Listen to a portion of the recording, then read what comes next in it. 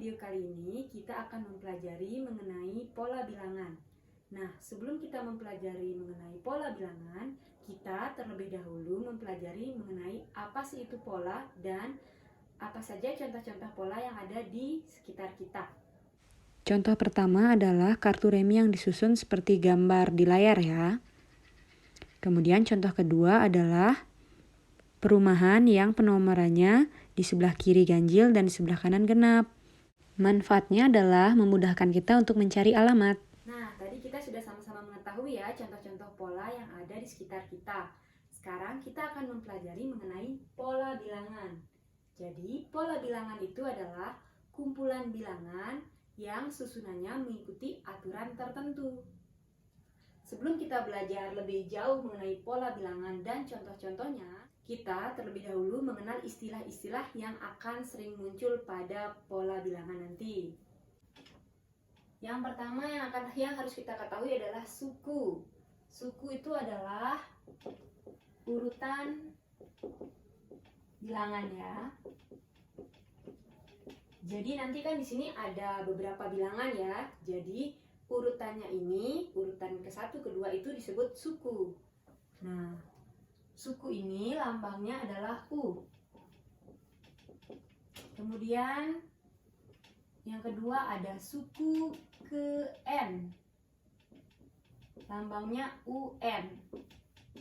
Nah, kalau suku sendiri adalah urutan bilangan, maka suku ke-N adalah urutan bilangan ke-N.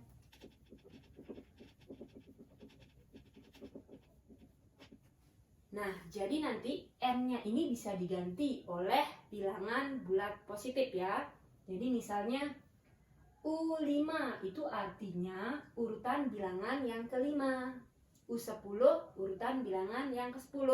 Dan begitu selanjutnya. Nah, ini kalian simpan. Sekarang kita akan belajar contoh-contoh pola bilangan. Nah, pola bilangan sendiri itu dibagi menjadi dua. Yang pertama ada pola bilangan umum. Kemudian yang kedua ada pola bilangan khusus. Pertama kita akan pelajari pola bilangan umum terlebih dahulu. Ibu akan menulis dulu contoh-contoh pola bilangan umum supaya nanti kalian lebih mudah memahami ya. Nah, yang pertama yang akan kita bahas adalah pola bilangan umum. Nah, di sini Ibu telah memiliki 7 contoh pola bilangan umum ya.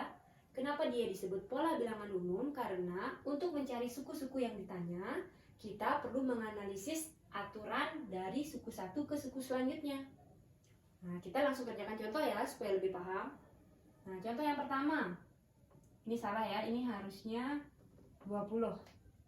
Oke, harusnya begini ya. Nah, sekarang kita perhatikan.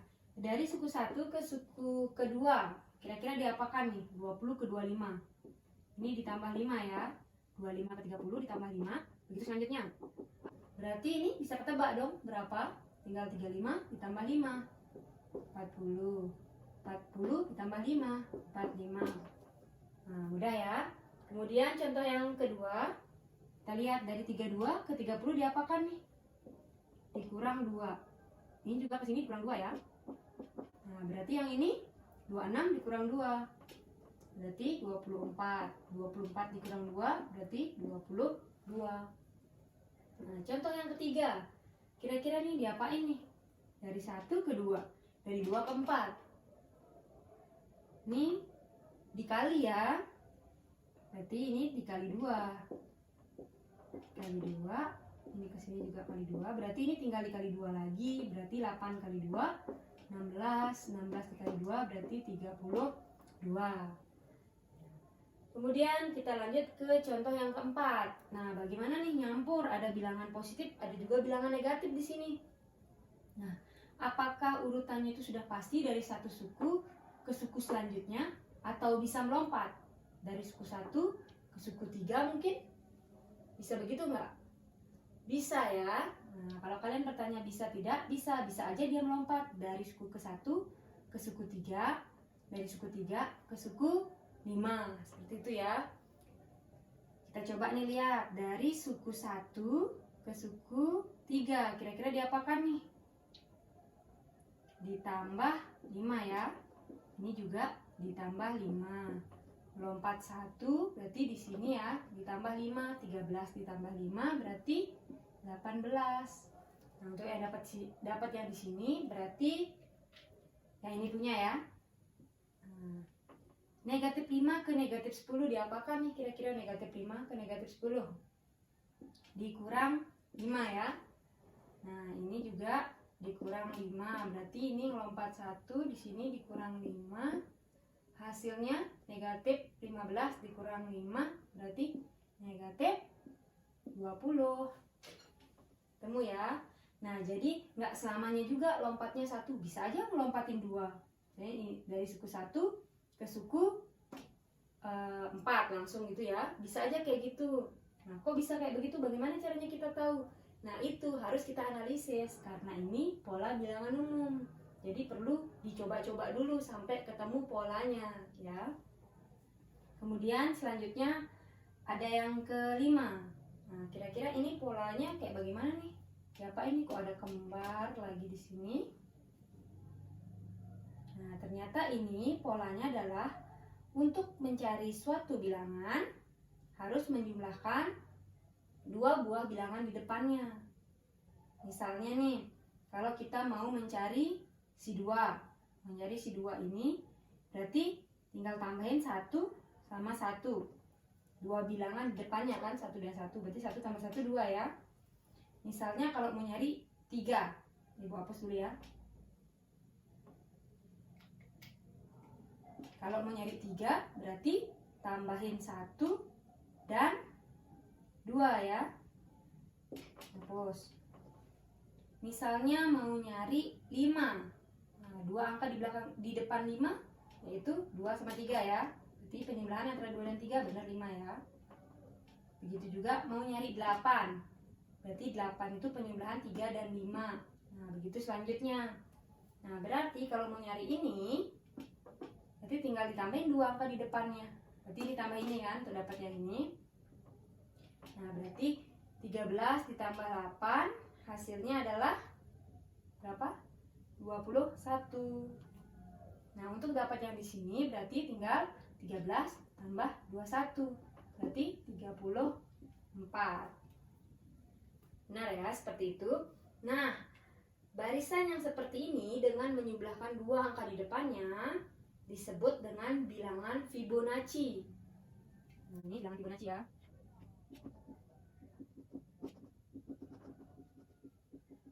Nah, kenapa disebut bilangan Fibonacci? Karena penemu dari barisan ini adalah ilmuwan yang bernama Fibonacci. Jadi ini untuk menghormati beliau, jadi namanya digunakan dalam barisan bilangan ini.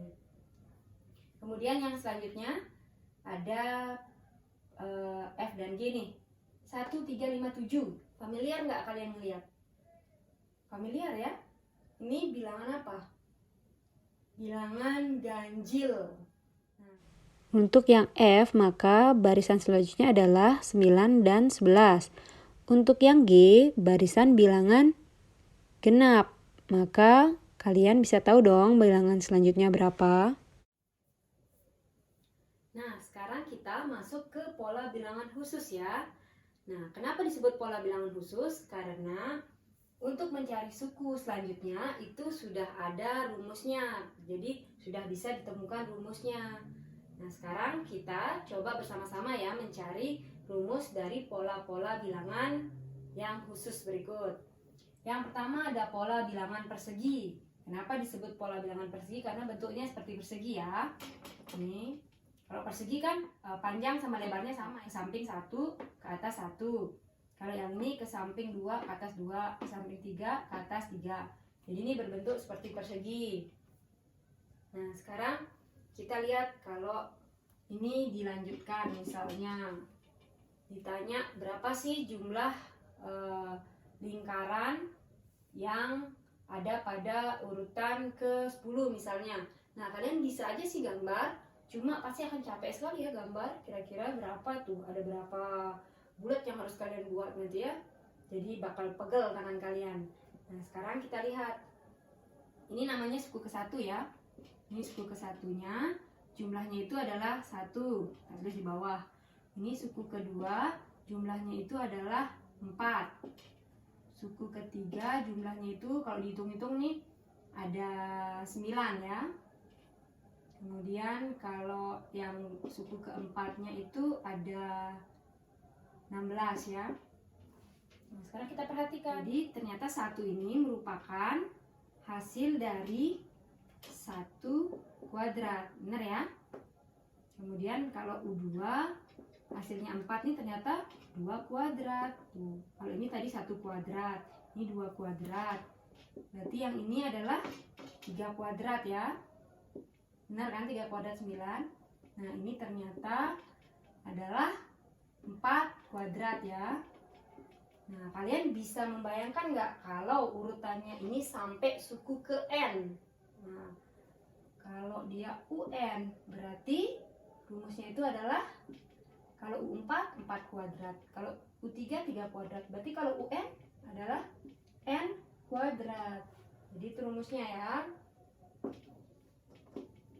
Jadi nanti kalian nggak perlu capek-capek lagi kalau mau tahu berapa sih jumlah lingkaran pada suku ke-10.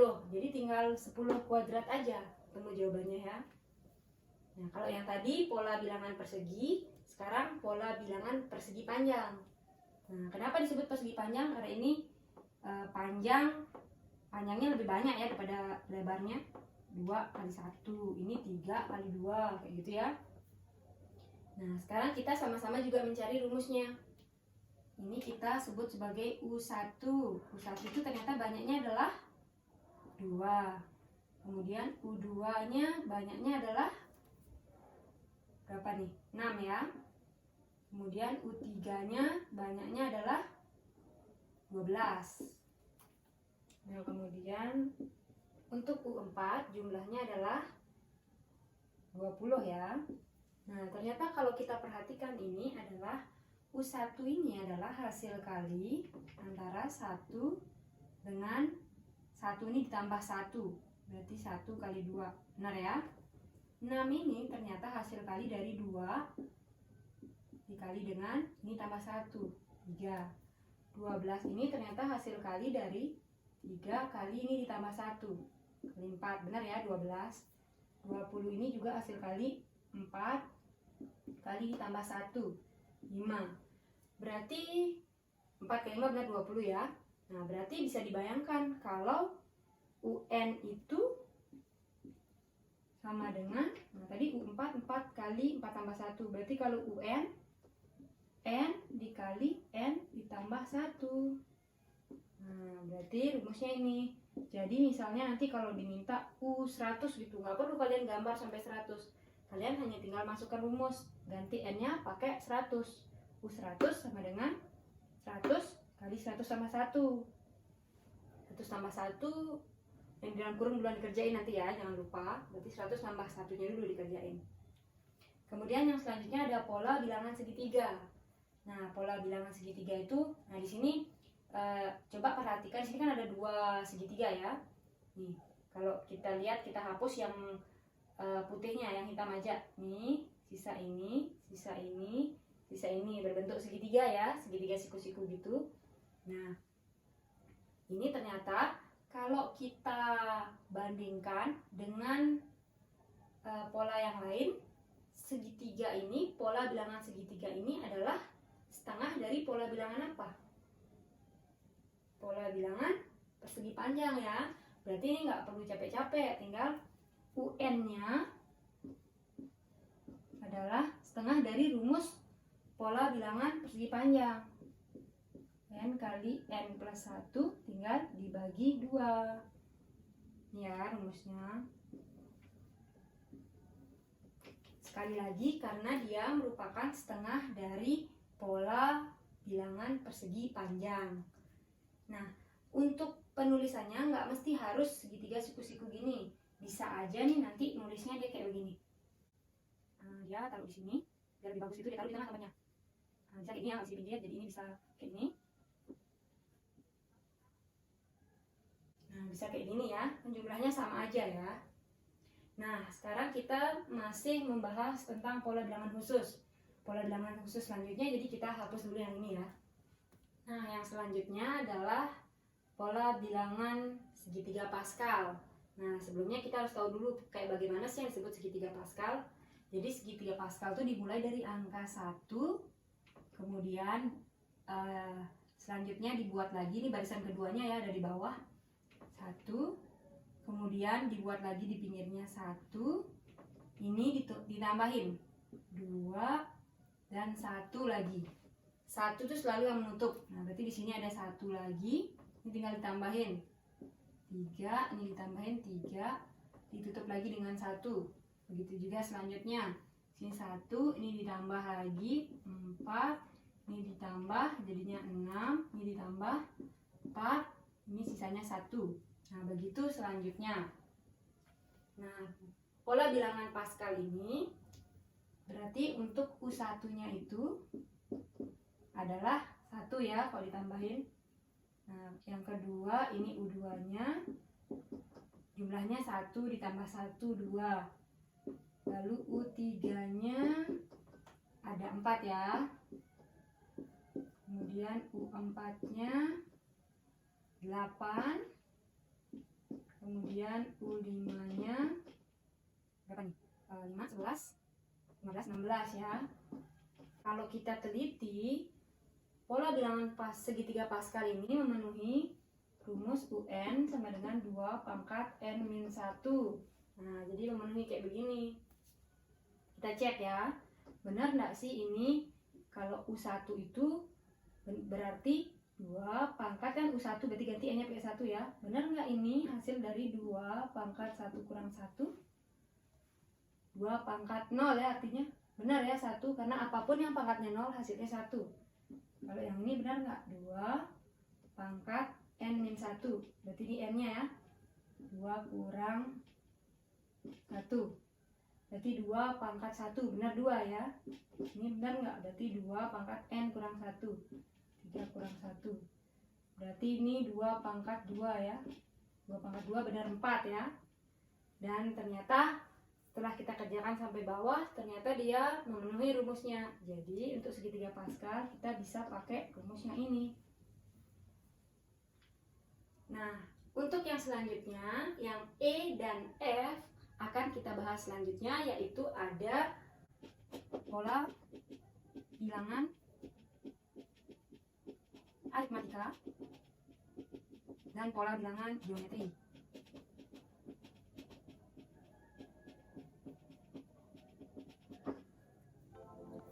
Nah, demikianlah pembelajaran kita pada video kali ini. Semoga kalian bisa paham ya dengan penjelasan yang tadi. Dan sampai jumpa di video-video selanjutnya.